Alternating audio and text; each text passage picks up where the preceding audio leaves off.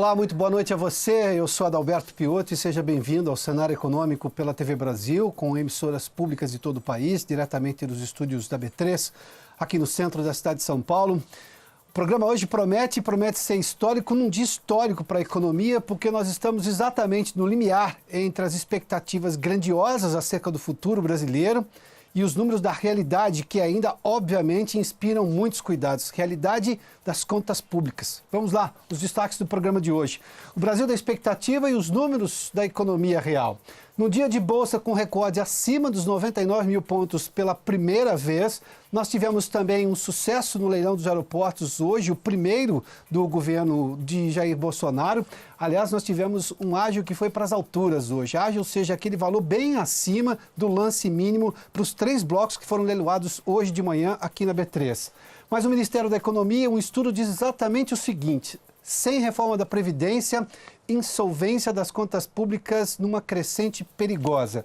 E Rogério Marinho, que é o secretário de Previdência, falando também de reforma da Previdência, da necessidade da reforma da Previdência, disse que a última chance, essa reforma é a última chance, para não mexer justamente em direitos adquiridos, ou seja, preservar as contas públicas para que o pagamento de benefícios continue normalmente ao longo do futuro dos próximos 10, 20, 30 anos. Tudo isso no cenário econômico que já está no ar.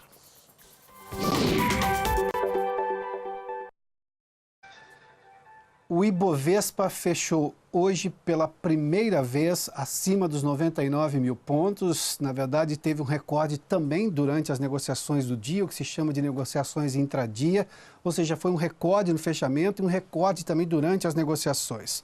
Foram negociados quase 18 bilhões de reais num dia que se voltou àquela expectativa de quando a Bolsa de São Paulo vai atingir a marca histórica e, claro, nesse momento, uma expectativa grande dos 100 mil pontos. Ainda está um pouquinho distante, mas vamos dar uma olhadinha como é que fechou então o mercado hoje. Está aqui, olha, o Ibovespa hoje chegou a 98.026 pontos, uma alta de 0,54%. O volume financeiro foi esse, quase 18 bilhões, 17 bilhões e 900 milhões de reais. Para a gente pegar o peso pesado do Ibovespa, ou seja, as ações de companhias negociadas aqui, que fazem parte do principal índice da Bolsa de Valores de São Paulo, são essas 5 empresas aqui, todas têm peso muito importante no índice, a começar pelo Itaú, que é o último ali. Hoje ficou praticamente estável, com uma queda de 0,02, mas nós estamos falando de uma oscilação negativa só, mas Petrobras teve alta de 0,25%, Banco do Brasil com alta de 0,86%, as duas estatais, e obviamente quando se fala de reforma da Previdência, de solvência fiscal, as estatais cresceram hoje na Bolsa. A Vale com uma queda de 0,32%, Bradesco com uma alta de 0,42% e, voltando à questão do Itaú ali, 0,02%. Mas nós tivemos também alta de 2 outras ações que não têm peso muito grande no Ibovespa, mas são importantes aqui, porque é justamente no setor de importações. As empresas que exportam carne e frango para o mundo tiveram uma alta hoje porque há uma suspeita de um problema com a carne na China, ou seja, com a produção local. Obviamente que JBS teve alta e por isso tudo isso também mexeu no Ibovespa para ter uma alta importante nesse aspecto assim. BR Foods e JBS, as duas grandes fornecedoras, vendedoras, exportadoras de proteína animal. Vamos seguir agora para entender um pouquinho. Num dia de alta do Ibovespa, normalmente é um movimento contrário do dólar, uma queda hoje de 0,71%. Só falando sobre o Ibovespa, que o último recorde chegou a 98 mil pontos, foi no dia 13, 98.903, foi no dia 13, recentemente agora, a máxima chegou a 99.393. Para você ter uma ideia, na semana o Ibovespa valorizou-se 3,96%, uma alta expressiva. O dólar hoje com essa queda de 0,71%, para você ter uma ideia, teve a maior queda semanal, embora ele ainda esteja com valor alto de 3,82. Se a gente comparar que dia desse a gente falava de um dólar 3,70, 3,69, ele está ainda valorizado, mas foi a maior queda semanal em 1 mês e meio. A queda da semana foi de 1,28%. A mínima hoje chegou a 3,80, terminou em R$ 3,82, com uma queda de 0,71%. Bom, vamos falar do Brasil, que está extremamente bombando, digamos assim, em expectativas. A Bolsa de São Paulo teve influência objetiva teve, na verdade, como uma influência direta e objetiva do leilão que aconteceu durante o período da manhã, hoje aqui na B3, que eram 3 lotes de aeroportos pelo país. Teve o Bloco do Sudeste, o Bloco Nordeste e o Bloco do Centro-Oeste, ou seja, são 12 aeroportos ao total que foram negociados hoje num leilão. Você acompanha, inclusive, imagens aí hoje do leilão durante a manhã. Os 3 blocos foram leiloados em pouco mais de 2 horas, com direito a leilão em viva voz, depois da abertura das propostas, dada a concorrência pelos lotes entre os investidores. O total arrecadado pelo governo foi de 2 bilhões 377 milhões de reais pelos 12 aeroportos divididos nesses 3 blocos. Com um ágio altíssimo, o valor ficou mais de 2 bilhões acima da outorga inicial, ou seja, o lance mínimo que era permitido para cada bloco. Isso chama a atenção, claro, de se o valor do ágio foi tão alto, o valor da outorga não estava reduzido. Eu conversei sobre esse assunto com o professor Paulo Rezende, que é o maior especialista em infraestrutura hoje, ele é da Fundação Dom Cabral. Mas antes, vamos dar uma olhadinha como ficou exatamente essa situação. O ministro da Infraestrutura, Tarcísio Gomes de Freitas, que você viu ali há pouco na imagem, batendo o martelo, disse que o leilão mostra que o Brasil está de volta ao jogo. Vamos dar uma olhadinha nas telas para a gente entender o que aconteceu com cada uma desses blocos. O bloco do Nordeste, que foi o que teve maior valor, Recife, João Pessoa, Maceió, Aracaju, Campina Grande e Juazeiro do Norte. Foram esses aeroportos do bloco Nordeste. A Aena Desarrollo Internacional é uma empresa espanhola que foi quem venceu, foi 1 bilhão e 900 milhões de reais. O ágio, ou seja, acima do valor mínimo da outorga, foi de 1.010%. Isso demonstra claramente o interesse. Neste bloco aqui, teve leilão viva voz, ou seja, as empresas entregam formalmente a proposta, ela é aberta no momento, na frente de todo mundo, o valor, e obviamente você tem o maior valor. Mas quando a diferença entre o primeiro e o segundo é pequena, você tem de novo a possibilidade do segundo colocado se propor a um novo valor. E aí, obviamente, o primeiro também tem direito a manifestar outro valor. A Aena Desarrollo manteve ali, ela foi a vencedora desse bloco. No bloco Sudeste, que são os aeroportos de Vitória, no Espírito Santo e Macaé, no Rio de Janeiro, a Zurich Airport Latinoamérica, Suíça, uma empresa suíça, ou seja, outro investidor estrangeiro, isso é que chamou muita atenção aqui na Bolsa, ou seja, os investidores estrangeiros estão colocando o que se chama de investimento direto, é dinheiro que vem e fica no país. 437 milhões de reais, um ágio de 830%. Vamos lá para a gente entender o último bloco agora. O bloco Centro-Oeste. Os aeroportos de Cuiabá, Sinop, Alta Floresta e Rondonópolis. Consórcio Aeroeste, esse é um consórcio brasileiro. Pagou 40 milhões. Olha o tamanho do ágio. 4.739%. Ou seja, 4.739% acima do valor mínimo de outorga, ou seja, acima do lance mínimo permitido pelo bloco como um todo. Em todos os blocos houve mais do que um concorrente, ou seja, ninguém chegou ali com um valor mínimo, ou seja, teve disputa justamente pelos aeroportos, que demonstra claramente uma crença dos investidores em relação à infraestrutura, a necessidade de investir em infraestrutura do país. E claro, como é um dinheiro de longo prazo, quem compra um aeroporto, pega uma cessão, são por 30 anos essa concessão, está obviamente planejando uma economia sustentável no Brasil e saudável por pelo menos 30 anos. Pretende recuperar esse investimento ao longo dos 30 anos e, claro, fazer lucro. O que demonstra claramente que, por parte desses investidores, há uma confiança na economia. Eu conversei sobre o assunto com o professor Paulo Rezende, especialista em infraestrutura da Fundação Dom Cabral, e ele fala justamente desse resultado. Também sobre a questão do ágio. Por que esse ágio foi tão altíssimo? Foi extremamente alto, a gente viu acima de 4.000%. Acompanhe. Não tem sombra de dúvidas que o leilão hoje dos 3 blocos de aeroportos no Brasil foi um sucesso. Esse sucesso se deve basicamente ao momento atual de muito interesse dos investidores em infraestrutura no Brasil. O governo brasileiro e a nossa sociedade precisam aproveitar esse momento, e tem dois sinais extremamente importantes que nós devemos considerar. O primeiro foi que não deu vazio.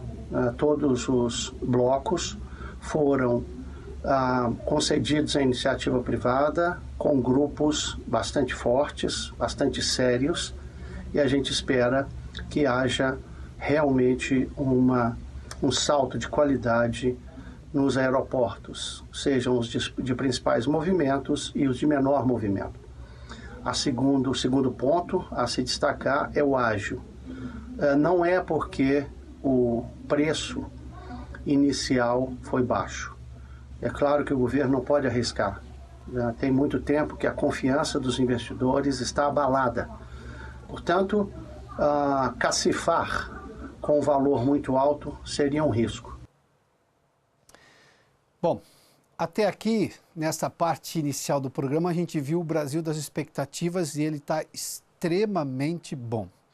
A gente viu o resultado do Ibovespa hoje com um novo recorde, esse sucesso no leilão dos aeroportos, ou seja, investimento direto que entra no país e por longo prazo. Isso demonstra claramente a confiança de investidores e a expectativa boa em relação ao país. Mas o governo hoje, exatamente hoje, teve duas declarações de secretários do governo da área econômica que são extremamente duras, objetivas e diretas em relação à necessidade da reforma da Previdência, obviamente que olhando para as contas públicas brasileiras. Vamos ao Rio de Janeiro. O Maurício de Almeida está conosco porque ele tem ali um trecho do que disse hoje Rogério Marinho, que é secretário de Previdência, defendendo a necessidade imediata da reforma da Previdência, justamente para ter solvência fiscal, ou seja, a capacidade do governo de continuar pagando isso no futuro. Acompanhe. Maurício, boa noite. Olá, Piotr, boa noite. Pois é, ele participou do evento Nova Economia Liberal, que foi organizado pela Fundação Getúlio Vargas e reuniu economistas, estudantes e representantes do governo.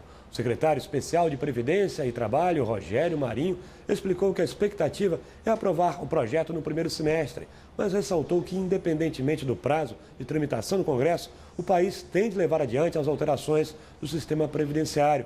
Rogério Marinho confirmou que no próximo dia 20 levará ao Congresso o projeto referente aos militares. A proposta também vai abranger policiais e integrantes do Corpo de Bombeiros. O secretário especial de Previdência e Trabalho disse ainda que atualmente há no Congresso maior sinergia em torno do tema, porque os parlamentares já perceberam que é fundamental conseguir um equilíbrio fiscal para evitar problemas mais graves, como já está acontecendo em alguns estados. E acrescentou que a sociedade também entende a urgência da medida.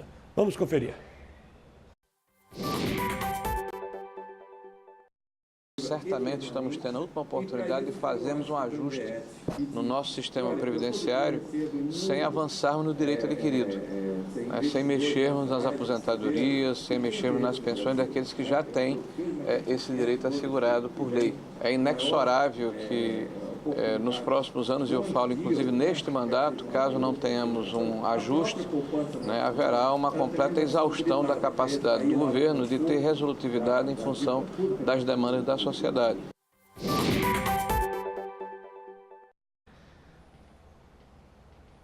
O ministro da Economia, Paulo Guedes, também participou do seminário e falou sobre os esforços do governo para cortar gastos, como a extinção de 21 mil cargos, funções de confiança e gratificações no Executivo Federal. Piotr.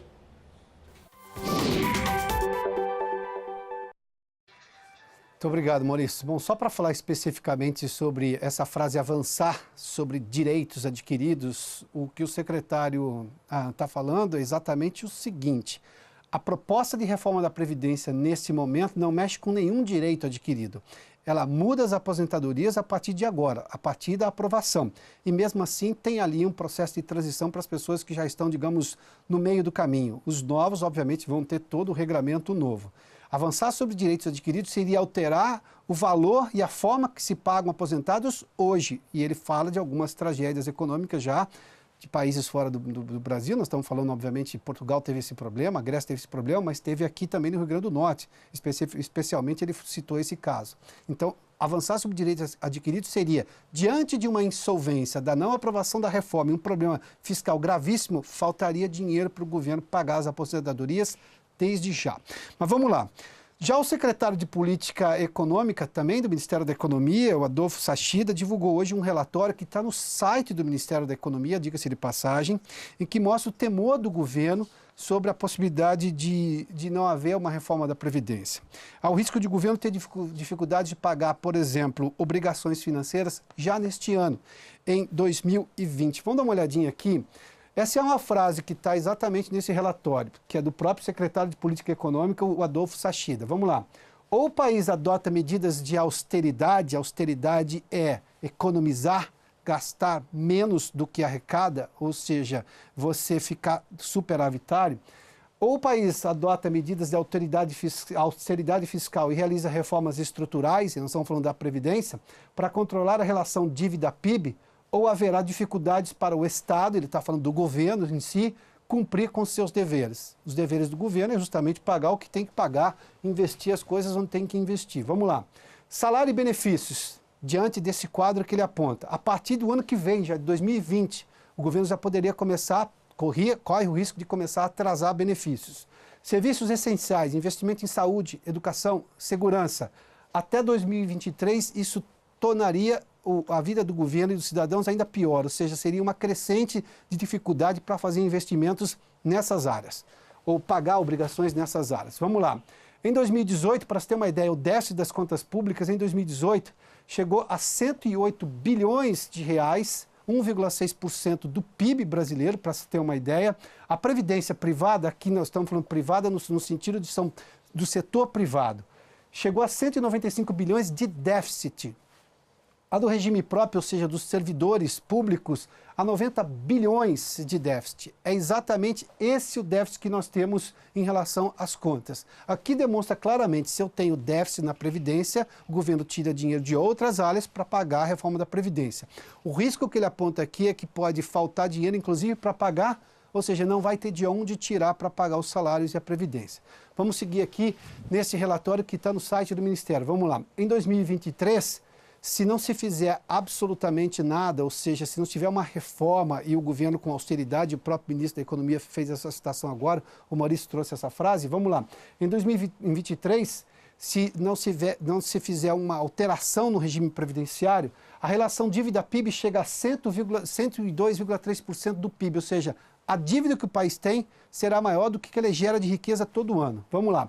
Entre 1997 e 2018, as despesas saltaram de 14% para 19,7%. Vamos lá. 5,7 pontos, sendo que 3,5 pontos só com a Previdência. Ou seja, o governo começou a gastar mais, mas a maior parte desse gasto a mais é justamente com Previdência.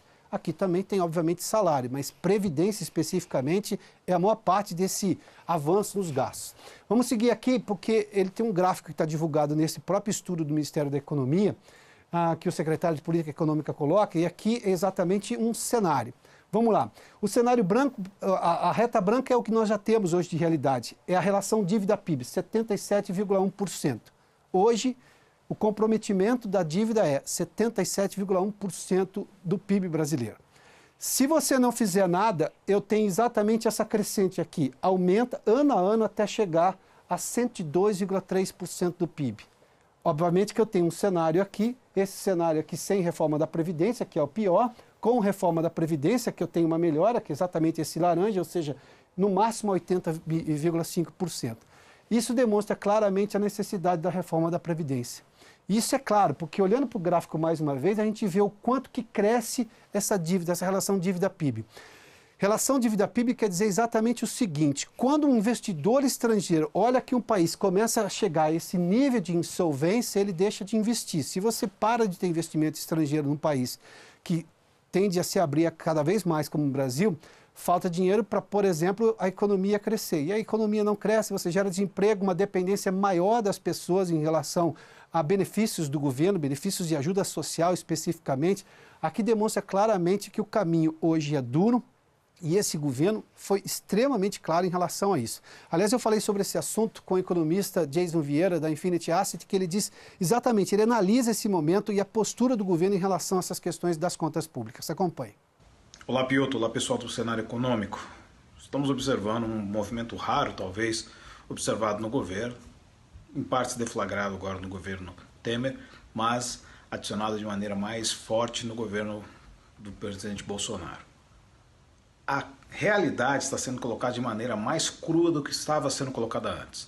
Talvez a necessidade de se falar a verdade, de se mostrar a situação crítica em que o Brasil se encontra, principalmente relacionada à presidência, tem colocado agora os agentes do governo, a equipe econômica, todos os, vamos dizer, atores dessa peça que temos passado neste momento, têm todos colocado de maneira bastante sincera.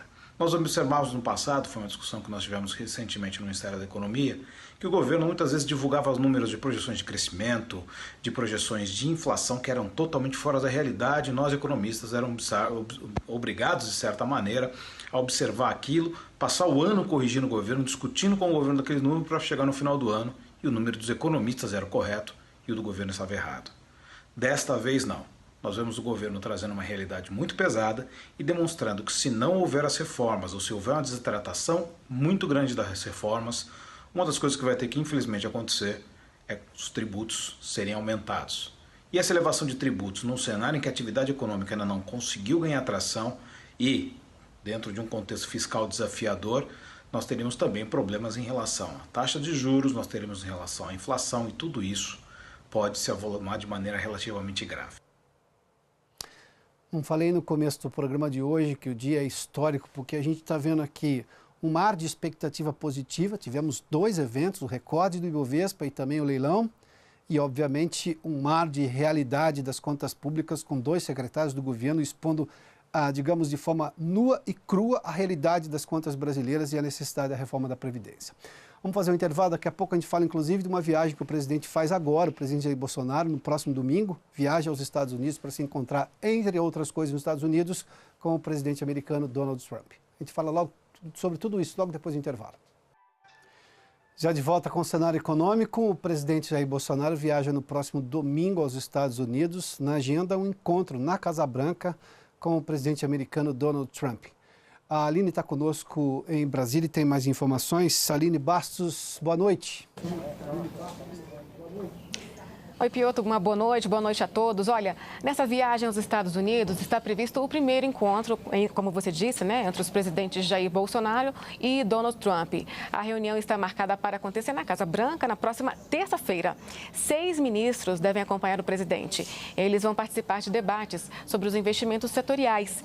O próprio porta-voz da presidência, Otávio de Rego Barros, já havia informado que a ênfase da agenda externa brasileira é reforçar a relação com os países que podem contribuir com o desenvolvimento, com o bem-estar e também com a segurança dos brasileiros. Bom, a viagem aos Estados Unidos inaugura uma intensa agenda internacional do presidente Bolsonaro, que este mês ainda deve visitar o Chile e também Israel. Inclusive, o embaixador de Israel se reuniu com o Bolsonaro hoje e disse que o presidente visitará o país de 31 de março a 3 de abril. Segundo ele, os compromissos para afinar as parcerias em diversos setores devem ser nas cidades de Tel Aviv e Jerusalém. O foco da pauta será o aumento dos negócios entre essas duas nações. Piotr, é com você em São Paulo.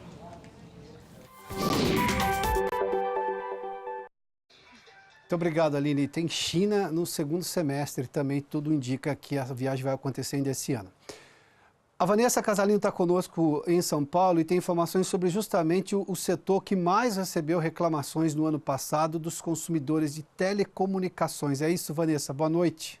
Oi, Piotr, boa noite a você, boa noite a todos. Hoje, Dia do Consumidor, são registros feitos nas 2 principais bases de dados de reclamações de consumidores do país, o consumidor.gov.br e o SINDEC, Sistema Nacional de Informações de Defesa do Consumidor, que reúne as queixas dos PROCONs. De acordo com os números compilados pelo Ministério da Justiça, os serviços de telecomunicações lideram o ranking. No site consumidor.gov.br, mais de 40% das 600 mil reclamações registradas no ano passado são relacionadas ao setor.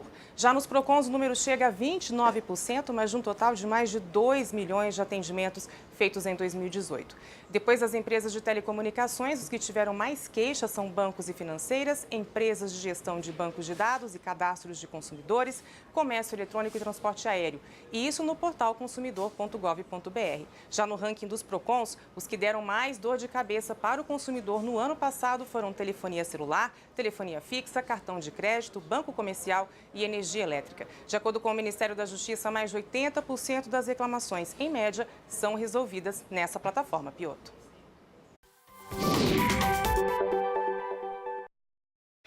Muito obrigado, Vanessa. Bom, nessa sexta-feira de recorde do Ibovespa, sucesso no leilão de aeroportos, mas da realidade nua e crua das contas públicas e o governo dizendo exatamente qual é a realidade das contas públicas, eu falei. Foi uma edição histórica, de um dia histórico na economia brasileira, que pode ser um divisor de águas importante para o futuro do país. O Cenário Econômico termina aqui. Obrigado pela sua companhia, pela sua audiência. Bom final de semana, na segunda-feira, às 7 horas da noite. A gente está de volta aqui pela TV Brasil, às 7 horas da noite. Bom final de semana. Aproveite o sábado, domingo, até segunda. A gente volta. Até lá. Obrigado.